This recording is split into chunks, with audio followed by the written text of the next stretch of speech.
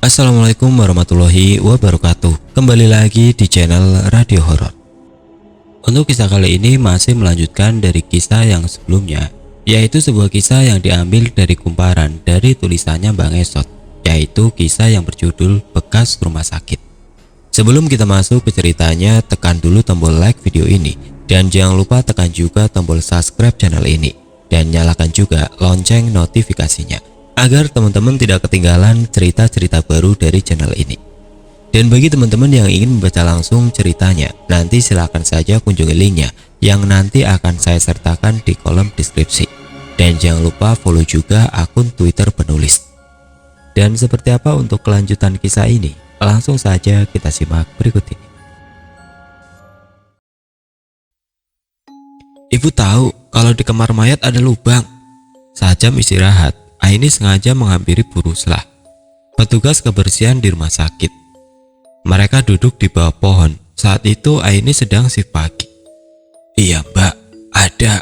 Memangnya kenapa ya? Itu lubang apa bu?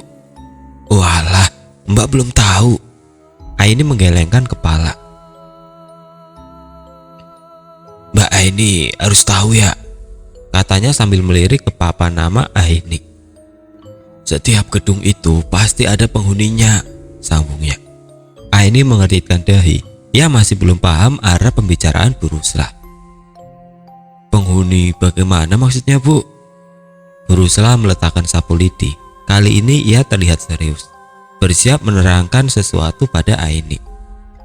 Nih, kita di dunia ini gak hidup sendirian. Selain manusia, ada juga jin dan roh jahat yang selalu berkeliaran. Mereka tidak kasat mata. Siapa tahu sekarang makhluk itu ada di samping Mbak Aini. Atau bisa jadi malah lagi bergelayutan di pundakku mbak. Ah Bu Ruslah, jangan bikin takut dong. Aini meringsut mendekati Bu Ruslah. Penakut juga ya. Terus gimana? Tadi terusin ceritanya. Kalau di kampung saya ya mbak, setiap gedung baru itu wajib diruat. Diruat. Aini semakin tidak paham. Iya, diadakan selamatan biar jin dan roh jahatnya pergi. Nah, kalau di kota, ya gedung sebesar apapun sangat jarang ada acara selamatan. Jadi pasti banyak setannya. Hubungannya sama lubang di kamar mayat itu apa bu? Itu lubang setan. Saya sudah lama kerja di sini mbak. Jadi saya tahu seluk-beluk rumah sakit ini. Dulu saat rumah sakit ini pertama kali diresmikan, tiba-tiba muncul lubang itu di kamar mayat. Pihak rumah sakit heran, kenapa tiba-tiba ada lubang di sana. Aini terlihat serius. Ia berusaha menyimak penjelasan Bu Ruslah dengan benar-benar. Terus bu, sudah berkali-kali lubang itu ditimbun dan lantainya dibetulkan. Tapi keesokan harinya, lubang itu menganga kembali seperti ada yang menggalinya. Aini mengecek jam tangannya. Masih ada waktu untuk menyimak Bu Ruslah. Nah, pihak rumah sakit akhirnya membayar dukun agar lubang itu bisa ditimbun. Anehnya, tidak ada satupun dukun yang mampu menimbun lubang itu. Setiap kali ditimbun, pasti besoknya muncul lagi. Kenapa lubang itu bisa ada di rumah sakit ini ya bu? Sudah saya bilang, kalau lubang itu sarang setan. Yang jelas lubang itu memang bukan lubang sembarangan. Jangan sesekali kamu masuk ke dalam lubang itu. Hampir bu. Jadi kamu pernah hampir masuk ke dalam lubang itu? Bu Ruslah terkejut bukan main. Aini mengangguk. Untung kamu bisa selamat. Kalau seandainya kamu masuk ke dalam lubang itu, wah, jangan harap bisa kembali lagi. Katanya kamu bakalan dijadikan stok makanan untuk para makhluk halus di rumah sakit ini. Gila, stok makanan? Setannya kayak berulang kutub ya? Jangan bercanda, ini serius mbak. Iya bu, terusin ceritanya. Intinya, jangan macam-macam di rumah sakit ini. Banyak setannya. Bu Ruslah memasang wajah menakutkan. Oh ya, kenal dokter Arwani? Aini kembali melongo ke jam tangan, masih ada waktu. Wah jelas kenal, dulu dia dokter di sini. orangnya baik banget. Tapi Bu Rusla menahan kata-katanya. Tapi apa Bu? Dia sudah jadi salah satu setan penghuni rumah sakit ini. Dia mati kenapa? Tanya Aini. Wah, katanya sih dibunuh. Dibunuh siapa? Wah, kalau itu saya nggak tahu. Oke deh Bu, saya masuk kerja lagi ya.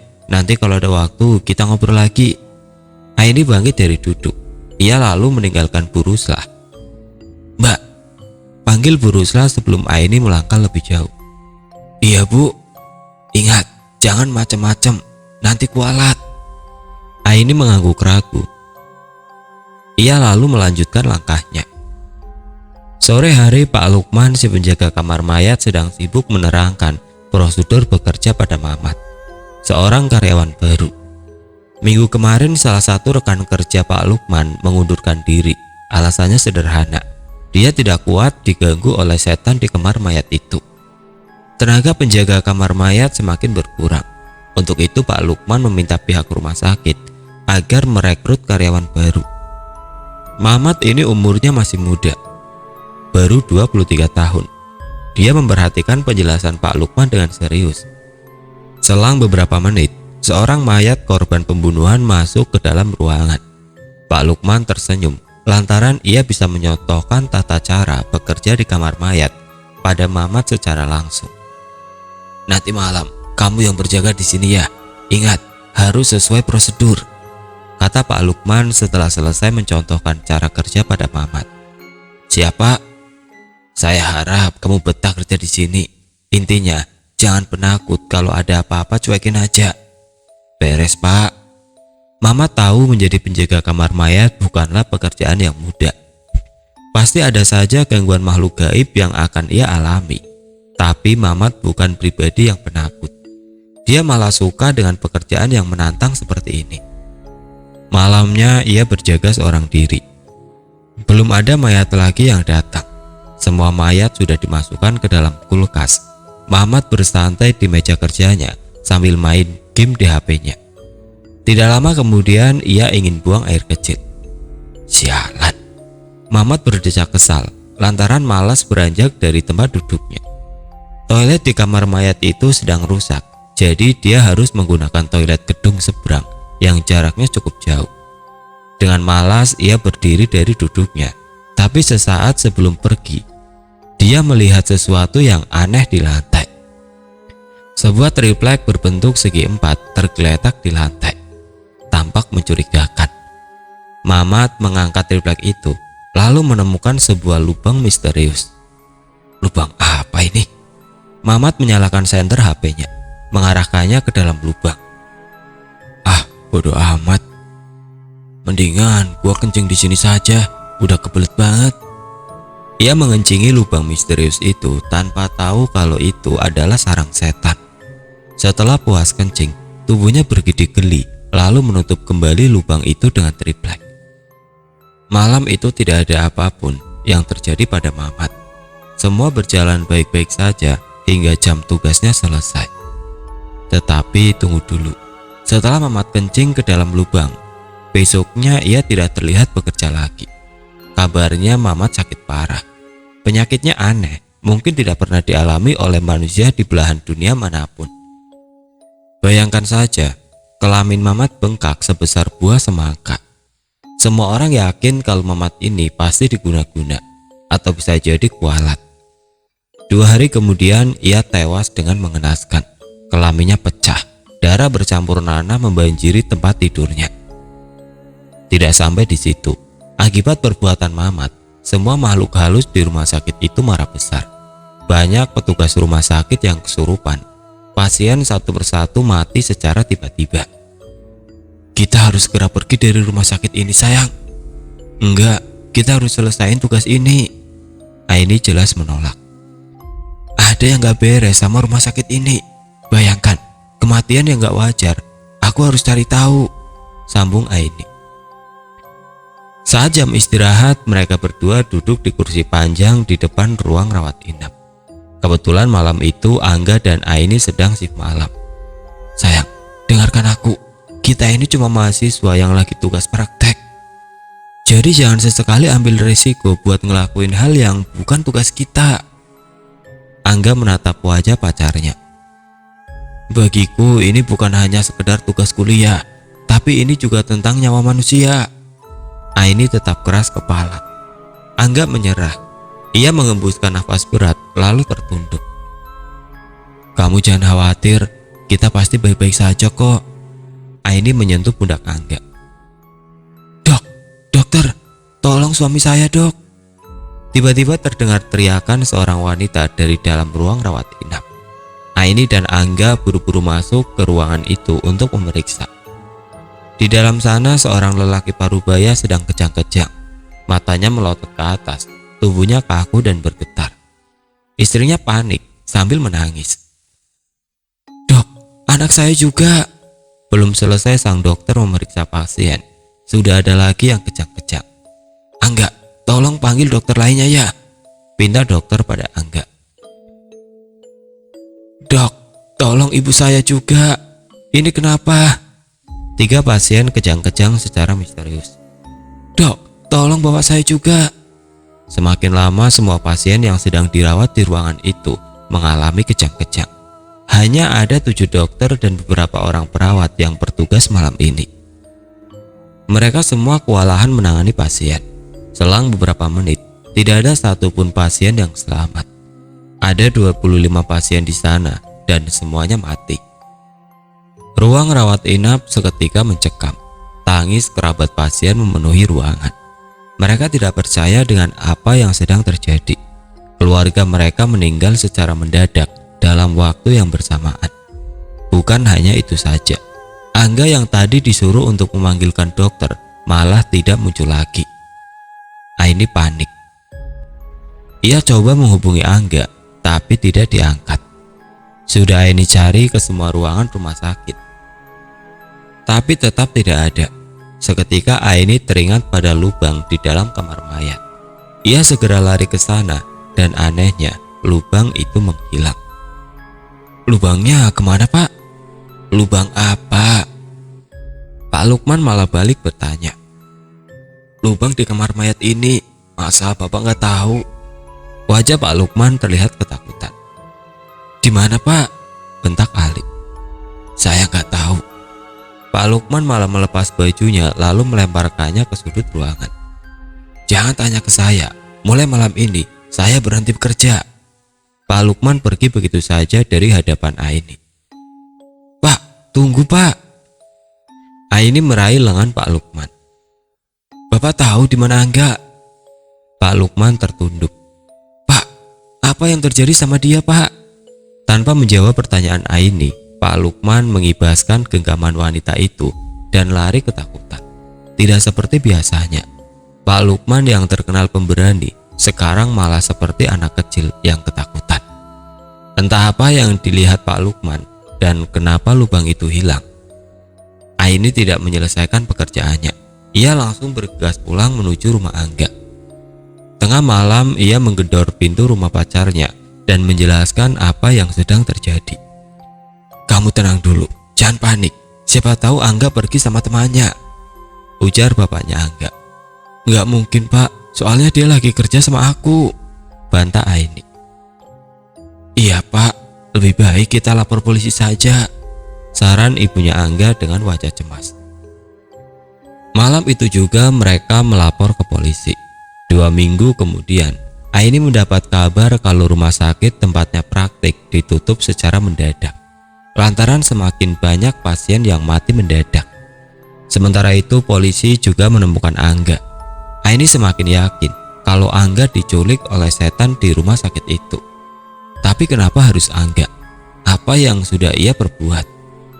Aini tahu siapa yang bisa menjawab pertanyaan itu. Dia adalah Pak Lukman. Aini curiga karena dia terlihat ketakutan saat Aini menanyakan keberadaan Angga. Pak Lukman pasti tahu persis apa yang terjadi. Setelah mencari tahu alamat rumahnya melalui rekan kerja Pak Lukman, Aini langsung berangkat ke sana.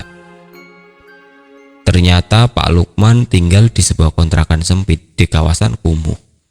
Aini tidak ke sana seorang diri.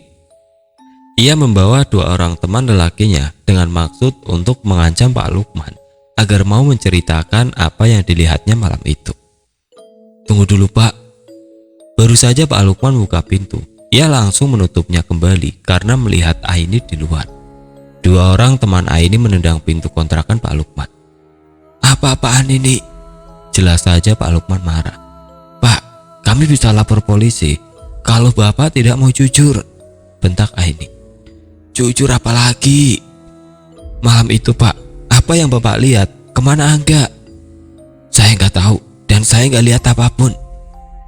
Aini melirik 2 orang kawannya. Salah satu dari mereka mengeluarkan sebuah pisau replika lalu menyodorkannya ke leher Pak Lukman. Baik, saya akan ceritakan. Ampun, jangan bunuh saya. Lelaki tua itu ketakutan. Oke, silakan cerita Pak. Kami hanya butuh informasi dari Bapak saja. Pak Lukman memasang wajah kesal. Ia merapikan kerah bajunya.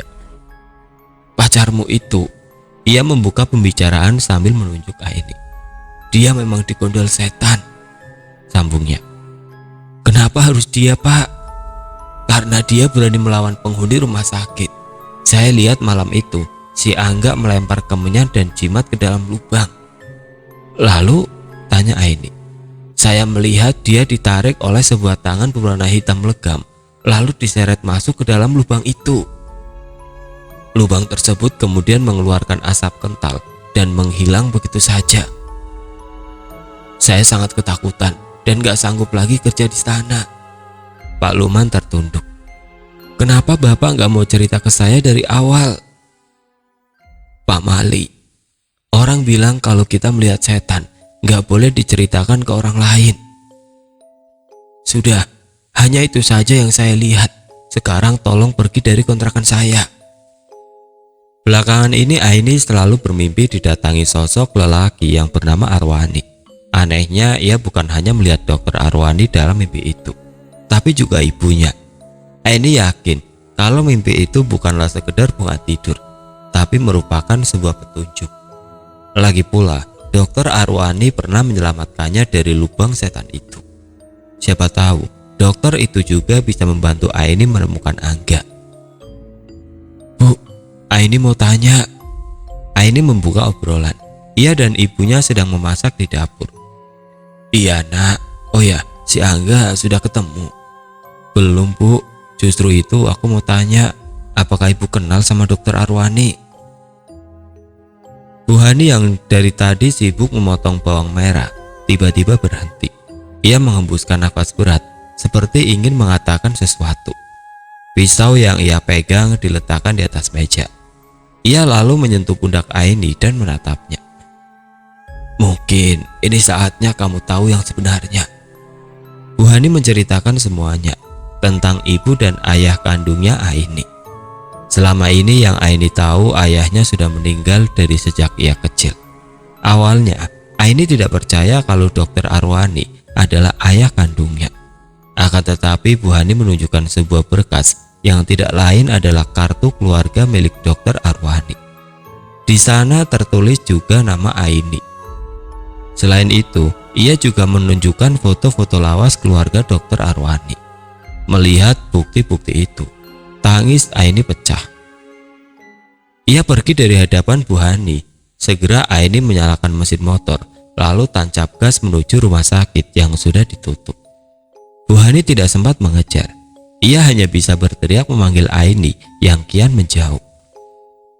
Aini tidak memperdulikan Bu Hani.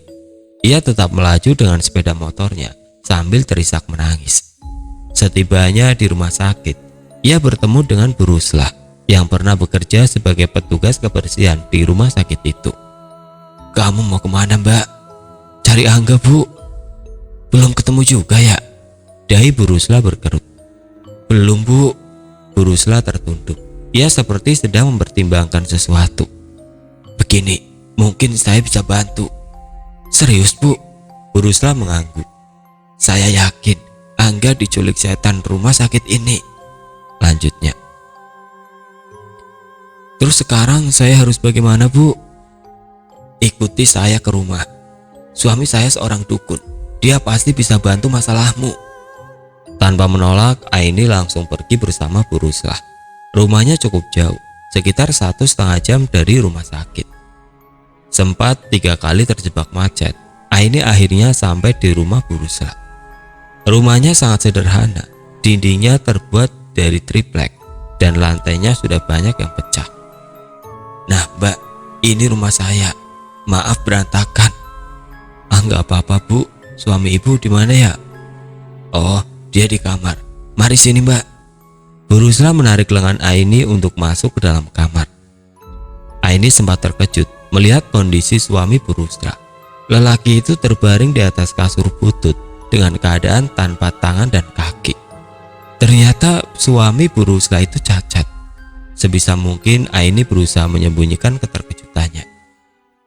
"Ayah, ini ada tamu yang mau ketemu," sapa Bu Ruslah dengan ramah pada suaminya. Ia membantu suaminya untuk bangun. Tubuh itu ia sandarkan pada dinding triplek. Suasana kamar semakin pengap dan panas. Bu Ruslah menyadari itu. Ia lalu membuka jendela kamar agar Aini tidak kepanasan. "Mohon maaf Mbak, rumah saya memang panas." "Oh, nggak apa-apa Bu. Kenalkan, ini Pak Sidik suami saya. Dia sudah biasa bantu orang.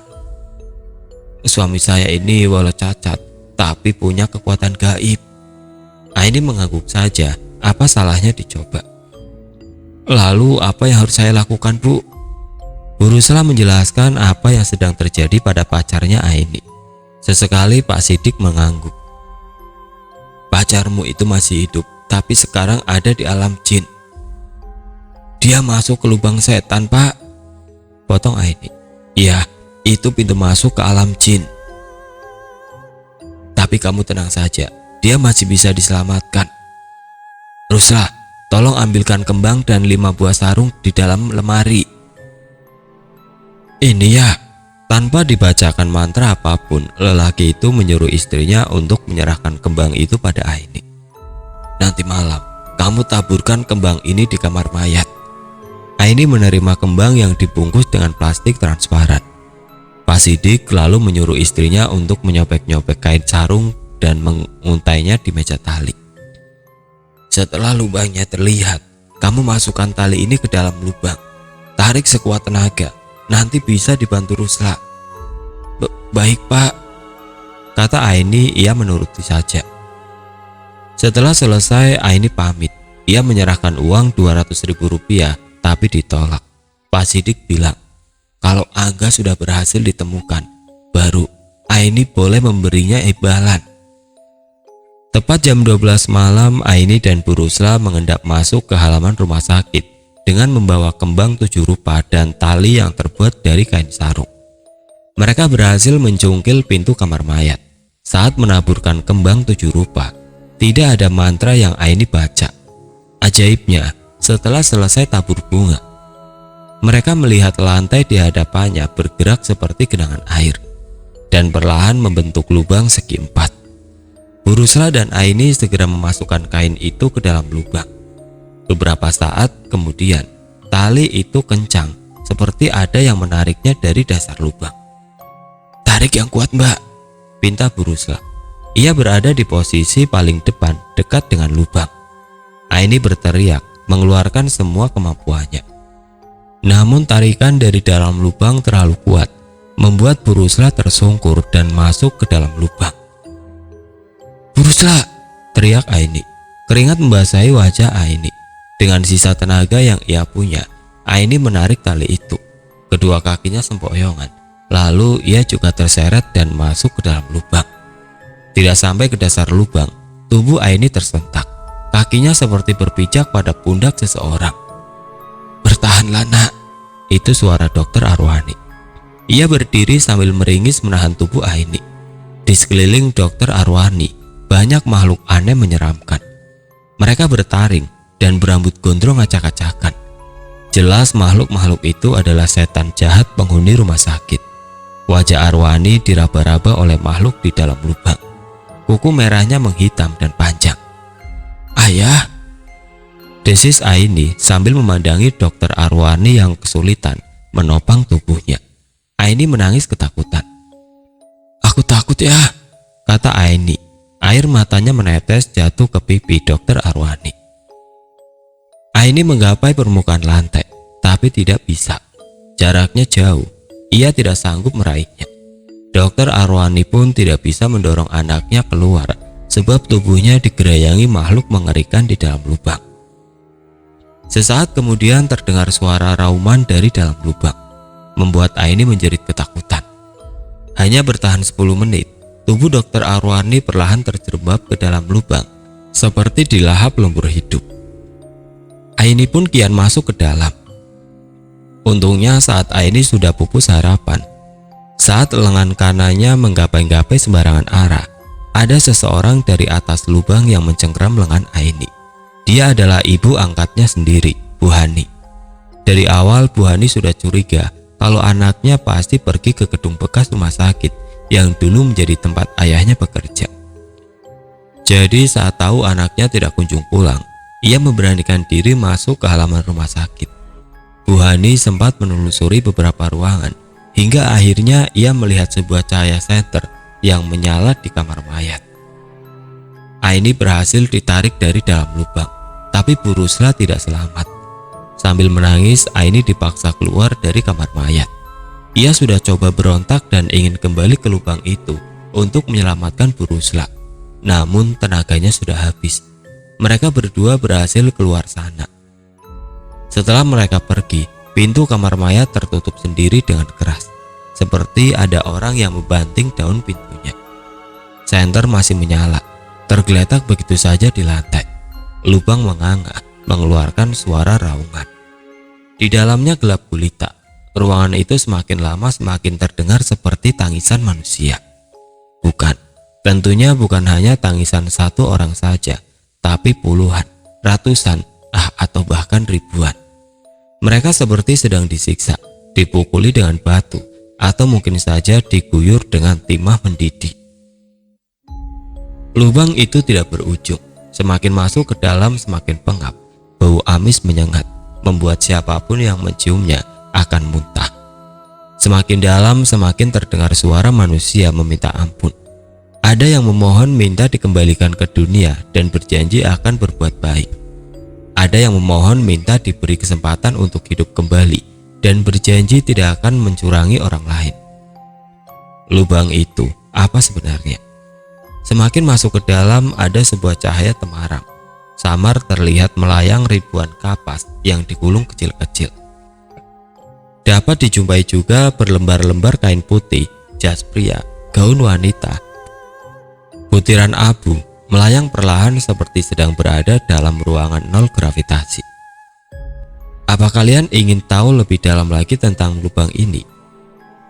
Baiklah, 30 meter dari gumpalan kapas, terlihat ribuan tangan menggapai-gapai, meminta tolong. Tapi tidak akan ada yang bisa menolong mereka, termasuk kalian. Dari kedalaman yang sudah tidak terukur lagi, sayup terdengar suara rintihan ribuan manusia. Sekarang dengarkan baik-baik, runcingkan telinga kalian dan dengarkan rintihan itu. Tolong kami. Lubang tersebut lalu tertutup perlahan, cahaya senter padam seketika. Keesokan harinya saat Aini dan keluarga Angga membawa polisi, lubangnya sudah menghilang, entah kemana. Orang-orang yang menghilang tidak pernah ditemukan lagi dan dianggap sudah meninggal. Keluarga Angga mengikhlaskan kepergian anaknya. Sedangkan Pak Sidik, dukun itu menderita seorang diri. Tidak ada lagi yang bisa diandalkan dari perdukunan. Para pelanggannya satu persatu meninggalkan Pak Sidik. Ia lalu mati kelaparan di dalam kontrakan. Beberapa tahun berikutnya, layar kamera Udin mati. Dokter Arwani melangkah keluar ruangan. Ia terus berjalan ke lobi rumah sakit. Di depan lobi ada Angga dan Bu Rusla duduk di kursi roda sambil mendongak ke langit malam. Terkadang mereka berdua seperti anak kecil, berjalan ke sana kemari dengan kursi rodanya. Tidak jarang sampai ada manusia yang memergoki dua kursi roda yang berjalan sendiri. Dokter Arwani menoleh ke arah kamar mayat. Ada suara teriakan dari sana. Tidak ada yang bisa ia perbuat. Di rumah sakit itu Dokter Arwani hanya makhluk halus kasta rendah yang tidak punya kuasa apapun. Semenjak lubang itu dikancing, para setan di rumah sakit menjadi semakin puas. Hanya orang bodoh yang berani masuk ke rumah sakit itu tengah malam. Sementara di malam yang sama, Aini terbangun tengah malam. Ia menoleh keranjang bayi di sebelahnya. Bayi itu menangis. Aini lalu membangunkan suaminya. Bukan untuk meminta dibantu mengganti popok, tapi Aini hanya ingin ditemani saja. Sekarang ia menjadi sangat penakut. "Mas Dipa, Mas, bangun Mas." Aini mengguncangkan tubuh suaminya. "Iya Ma, kenapa?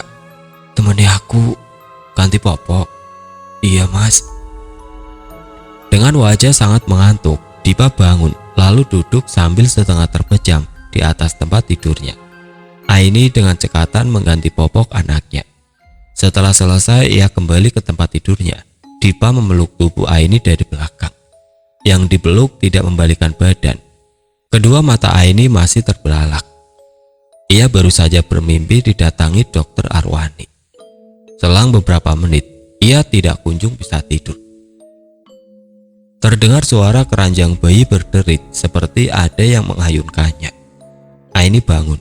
Samar-samar, ia melihat sosok seorang laki-laki sedang bermain dengan anaknya. Aini memincingkan mata. Itu jelas sosok ayahnya sendiri, Dokter Arwani. Dia ada di dalam kamar Aini.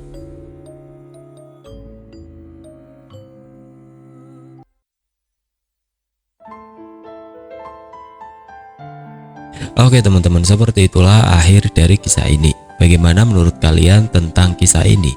Tulis komentar kalian di kolom komentar. Dan bagi teman-teman yang baru bergabung, jangan lupa untuk like, komen, share, serta subscribe channel ini. Dan nantikan kisah-kisah horor berikutnya tetap di channel Radio Horor. Wassalamualaikum warahmatullahi wabarakatuh.